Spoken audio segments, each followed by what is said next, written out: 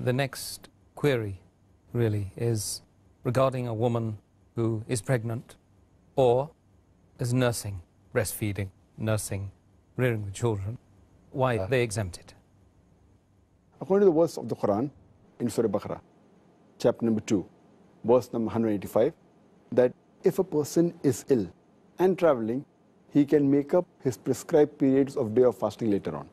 So most of the fuqahas, most of the scholars, they say that these women who are pregnant and breastfeeding, they come under the category of those who are ill.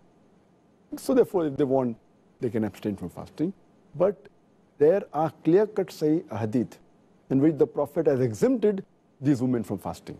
Mentioned in Sunan ibn Majah, hadith number 1667, that our beloved Prophet says, the obligation for a person to fast and part of the prayer has been lifted from a traveler.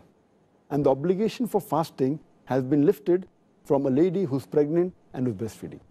Our beloved Prophet ﷺ also said, it's mentioned in Sunan Nisa'i, in the book of fasting, hadith number 2274, that Allah subhanahu wa ta'ala has relieved the traveler from fasting and half his prayer, and Allah subhanahu wa ta'ala has relieved the pregnant woman and the woman who's breastfeeding from fasting. So based on these two hadith also, it's clear-cut that the pregnant woman and the women who are breastfeeding, they have been exempted. And the logical reason that one can think is because when a lady, she's pregnant or she's breastfeeding, the food she eats is not only for herself, it's for herself as well as the baby she's carrying or the baby she's feeding.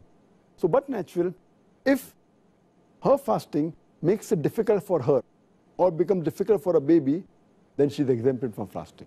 But if she's in the early stage of pregnancy, and if she feels, or she's breastfeeding, and if she feels that fasting will not cause any damage to her health and will not cause a damage to the baby, then she should fast. If she has a doubt, if she can do it with hardship, as long as there's no damage to herself, to her health, and the baby, she has the option to fast, not to fast. But if it's causing damage to her health or the baby, it becomes haram for her to fast. Because Allah subhanahu wa ta'ala does not want to lay a burden more than what a person can bear. And in this regard, that is the reason Allah has exempted them. Later on, when they're healthy, when they stop breastfeeding, or when the pregnancy ends after postnatal bleeding, then they have to make up for the fast they have missed before the